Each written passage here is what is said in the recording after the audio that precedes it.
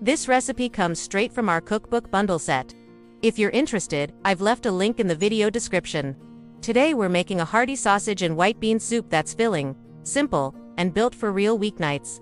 This is from our soups and stews collection: simple recipes, affordable ingredients, clear steps. You'll need Italian sausage, canned white beans, onion, garlic, carrots, broth, and a few basic seasonings.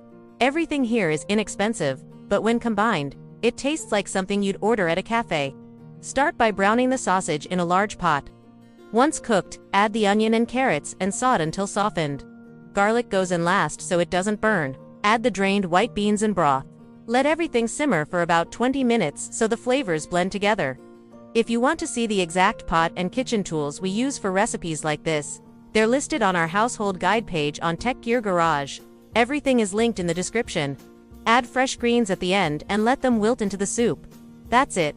No complicated steps. This soup is protein-rich, budget-friendly, and reheats beautifully. It's exactly the kind of recipe that stretches your grocery dollar. Recipes like this are why we built our cookbook bundle, practical meals that actually work. If you found this helpful, why not grab our recipe book on Etsy and subscribe for more real, affordable cooking?